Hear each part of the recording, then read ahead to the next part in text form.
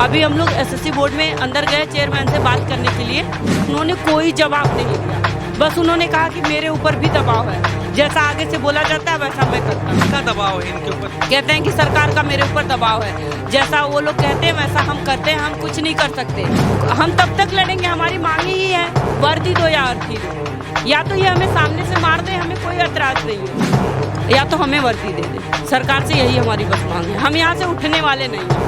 देखिए, मैं काबिल, कर्मठ, संरक्षक, वफादार हूँ। ये व्यंग है कैसा, फिर भी लाचार हूँ। जब इनकी सरकार है ना 2014 में IBPS नाम की एक नौकरी होती है, उसमें 22,000 नौकरियाँ होती है, आज केवल 1100 रह गई। CGL की 14,000 पोस्ट होती थी, आज केवल 6,000 रह गई। तो नौकरियों को खत्म किया जा रहा है। अगर स्टूडेंट, विद्यार्थी खत्म होगा, नौजवान खत्म होगा, तो देश अपने आप ही खत्म हो जाएगा। मैंने बोला ना, लाचार बना दिए, सिस्टम ने लाचार बना दिया। भाई साहब, 4 साल में नौकरी मिलेगी क्या?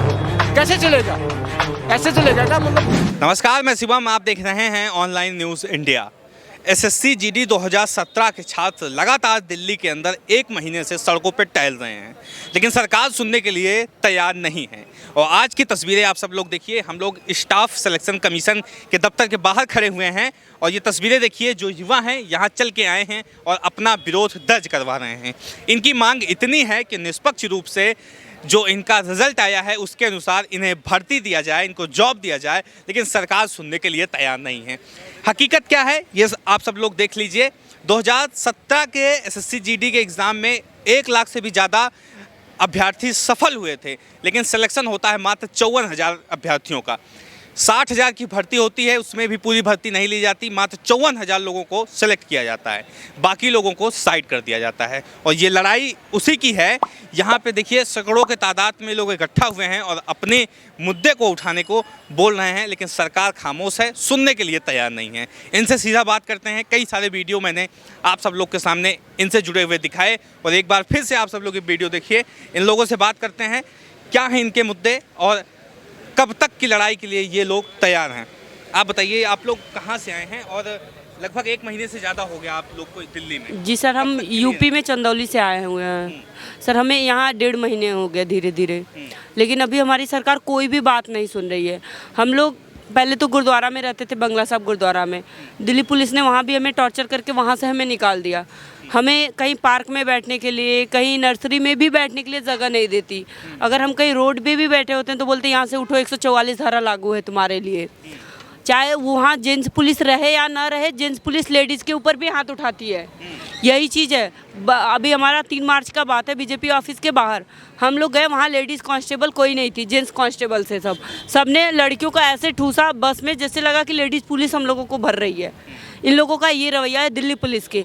अभी हम लोग SSC बोर्ड में अंदर गए चेयरमैन से बात करने के लिए, तो हमने जितने भी क्वेश्चन उनसे किए चेयरमैन साहब से, उन्होंने हमें वही चीज़ें समझाया जो नोटिफिकेशन में है। बाकी जो भी हम लोगों ने उनसे क्वेश्चन किया, उन्होंने कोई जवाब नहीं दिया। बस उन्होंने कहा कि मेरे ऊपर भी दबाव है, जैसा आगे से बोला जाता है वैसा मैं करता हूँ। किसका दबाव है इनके ऊपर? कुछ सरकार का। कहते हैं कि सरकार का मेरे ऊपर दबाव है, जैसा वो लोग कहते हैं वैसा हम करते हैं, हम कुछ नहीं कर सकते। जितना हम लोग क्वेश्चन पूछे उसका एक भी जवाब इन्होंने सही नहीं दिया। और सरकार ऐसा क्यों कर रही है? हम इनकी किसी भी बात से संतुष्ट नहीं है। हमारी अब मांग यही है कि जो चेयरमैन साहब हैं वो बाहर आके हमसे बात करें। जो बच्चे सारे हैं वो यहाँ आके बात करेंगे तो सारे बच्चे संतुष्ट होंगे, वरना हम यहीं बैठे रहेंगे, चाहे पुलिस आप क्यों लोग भी यहाँ पे लाठीचार्ज करे। SSC दफ्तर के बाहर अभी हम लोग आ रहे थे तो एक दिल्ली पुलिस वालों ने बोला कि हमको हटाने का तरीका हमको पता है, अभी हम तुम लोगों को 2 मिनट में हटा सकते हैं, लाठीचार्ज करेगी। बोला ऐसे लाठीचार्ज करके हमको हटाएगी। हर जगह लाठीचार्ज करती। 22 फरवरी को लाठीचार्ज किया, 1 तारीख को लाठीचार्ज हुआ हम पे, 12 फरवरी को भी लाठीचार्ज हुआ हम पे। हमारे बहुत सारे बहन ऐसे जो अभी हॉस्पिटल में एडमिट है, जो यहाँ नहीं आ पाई हैं, जिनके ऊपर लाठीचार्ज हुआ है। आपके ऊपर भी लाठीचार्ज हो जाएगा तो क्या करेंगे आप लोग? हम तब तक लड़ेंगे, हमारी मांगे ही है वर्दी दो या अर्थी दो, या तो ये हमें सामने से मार दे, हमें कोई एतराज़ नहीं है, या तो हमें वर्दी दे दे। सरकार से यही हमारी बस मांग है। हम यहाँ से उठने वाले नहीं हैं। या तो चेयरमैन साहब जो हैं वो आके बाहर सबको संतुष्ट करे, तभी हम यहाँ से उठेंगे। फिर जहाँ कहें वहाँ हम जाएंगे। आप लोग खाना पीना कैसे कर रहे हो? क्योंकि आप लोग वो हमारे माता पिता है ना, वो भी किसान हैं, तो अभी हम किसान भाइयों का हमें बहुत मतलब जो हमारे माँ बाप जैसे होते हैं किसान, वैसे हमें किसानों का ही उन्होंने हमें रहने खाने का आश्रय दिया।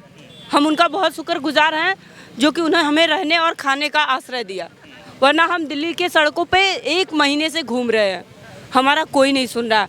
हमने हर जगह मेमोरेंडम डाला, फिर भी कोई सरकार कोई भी रिस्पांस नहीं देती। अभी जैसा कि हमने एसएससी के चेयरमैन से मिला तो उन्होंने कहा कि जो फिलअप 60,210 सीटें हैं तो 54,000 को फिलअप कर दी गई है। बाकी जो सीटें हैं वो बोल रहे हैं कि हम सेकेंड लिस्ट नहीं जारी करेंगे, वेटिंग लिस्ट नहीं जारी करेंगे, हम सीधा इस सीट को उठा के न्यू वैकेंसी में जोड़ देंगे। और हमारी मांगे ये है कि जब हम मेडिकली फिट हैं तो फिर हमें न्यू वैकेंसी निकालने की क्या ज़रूरत है, पहले हमें ज्वाइनिंग दे दे फिर न्यू वैकेंसी निकालें। लेकिन सरकार कह रहा है हम ऐसा नहीं कर सकते हैं। एसएससी नहीं कर सकते हैं। नहीं, एसएससी का चेयरमैन का कहना है कि हम ऐसा नहीं कर सकते, जबकि हमने सरकार से ये भी कहा कि हम 75% बच्चे ओवर एज हो चुके हैं, हमारे पास कोई रास्ता नहीं है, अब हम कहाँ जाएं। तो बोल रहे हैं वो तुम्हारी प्रॉब्लम है, ओवर एज हो गए तो आप लोग दोबारा फॉर्म भी नहीं भर सकते। तो वो बोल रहे हैं तुम्हारी प्रॉब्लम है, इस पर हम कुछ भी नहीं कर सकते। उन्होंने साफ मना कर दिया।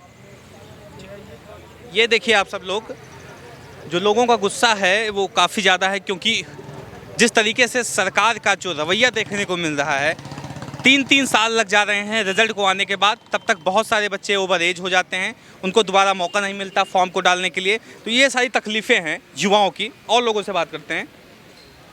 हाथ में भैया झंडा लिए हो, फिर भी सरकार आपकी बात नहीं सुन रही है।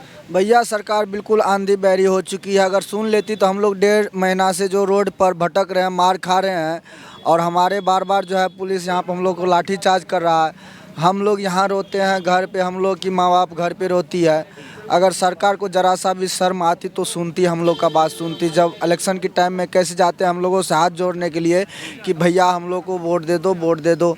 आज हम लोग इतना परेशान है, इतना हैरान है, यहाँ पर हम लोग के साथ इस प्रकार से व्यवहार किया जाता है। अभी तुरंत जो है दिल्ली पुलिस जो हम लोग को यहाँ से बोल के गए, तुम लोग नहीं अभी हटा 5 मिनट में, फिर तुम लोग को ऊपर जो है गलत तरीके से अब आप समझ सकते हैं पुलिस वाले को गलत तरीके भी यूज़ करने लग गए हैं। क्योंकि हमारे संविधान में तो कहा जाता है पुलिस वाले पब्लिक का रक्षक होता है, उनका जो है रक्षा करना ही उनका कर्तव्य है। लेकिन अब गलत तरीके हम लोगों पे, अब हम लोग अपने हक मांगने के लिए आए, और हम लोगों पे गलत तरीके क्या यूज कर सकते हैं और कैसे करेंगे वो अपने मुंह से भाई बोल दिए हैं। गलत तरीके क्या, मतलब किस तरीके का गलत तरीका यूज करेंगे? आप लोग तो देश के युवा हो, कोई आतंकवादी थोड़ी हो। आप सर समझ सकते हैं कि अब इसकी गलत नीति क्या है और हम लोग जो है यहाँ पर शांतिपूर्वक से सर प्रोटेस्ट कर रही है, आप भी देख रहे हैं सर। और हम लोगों पे वो गलत तरीके क्या अपनाएंगे, क्या गलत तरीके में तो सर कुछ भी आ सकता है ना। मतलब गलत तरीके में अरेस्ट कर करके और मतलब कोई टेररिस्ट साबित कर देना, वो भी तो गलत तरीके में आता है सर। तो गलत तरीके में वो कुछ भी कर सकता है, उनका जो है कोई एक्शन लेने वाला नहीं है सर। अब हम लोग सर बेसहारा यहाँ पर हम लोग जो है बराबर 1 महीना से हर एक मंत्री का मतलब जो है ना पीएमओ ऑफिस में, गृह मंत्रालय में, मतलब एसएससी जीडी में बराबर 2 बार इससे पहले सर आए, एप्लीकेशन दिए, उसका कोई रिप्लाई नहीं मिला। फिर आज फिर से आए और हम लोग की बात सुनने के लिए चेयरमैन साहब मतलब जो है राजी नहीं। वो इतना ही बोलते हैं, हमें जो आदेश आती है गृह मंत्रालय से हम उन्हीं का पालन करते हैं, हमें जैसे जैसे कहा था वैसे से हम करते हैं। आप लोग का जो है आप लोग ओवरेज हो चुके, कुछ हो चुके, उससे हमको कोई मतलब नहीं। क्या लगता है आपको मोटा मोटा कि सरकार के ऊपर ऐसी कौन सी मजबूरी है कि जो आप लोग को आपका अधिकार नहीं दे रही? सरकार की सर यही मजबूरी है कि उनको धांधली करना है, नेक्स्ट वैकेंसी निकालना है, उसको धांधली करना है, और मतलब हम युवाओं को जो है बेरोजगार करना है। उनका सर ये साफ साफ उसका जो है यही फोकस है कि जो यहाँ पे रोजगार योग्य बेरोजगार युवा बैठे हैं उनको बेरोजगार करना है, और मतलब आगे नेक्स्ट वैकेंसी निकलेगी उसमें बहुत धांधली होगी, उससे हमारी कमाई हो जाएगी।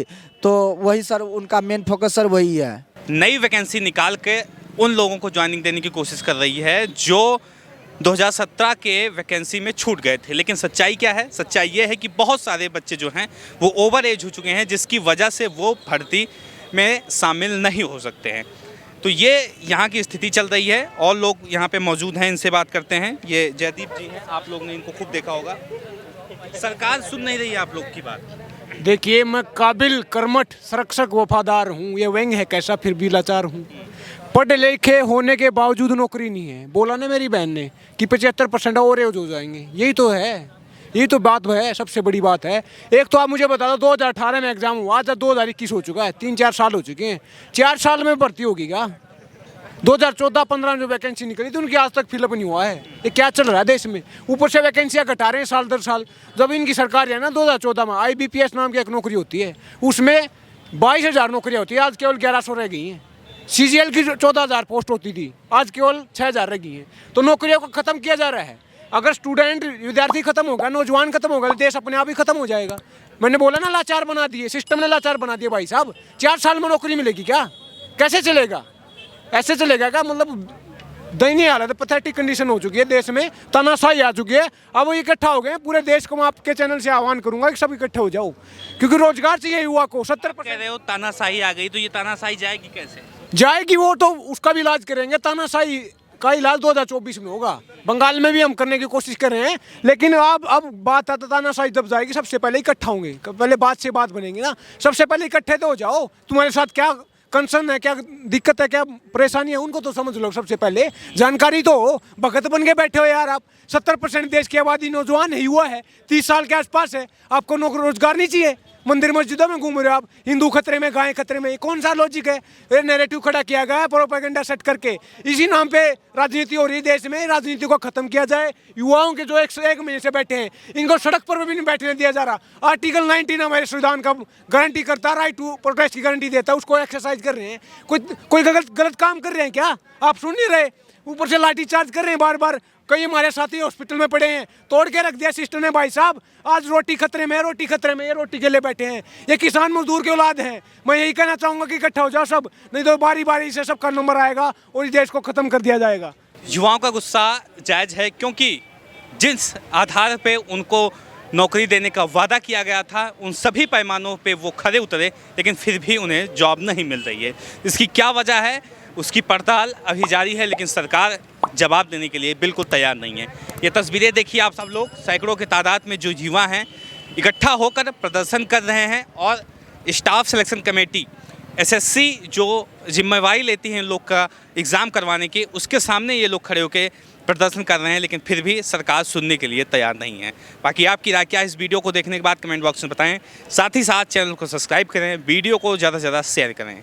मिलते हैं इसी तरह किसी और खबर के साथ, तब तक के लिए नमस्कार। इस खबर को अभी लाइक करें, शेयर करें, अभी चैनल को सब्सक्राइब करें और घंटी जरूर दबाएं।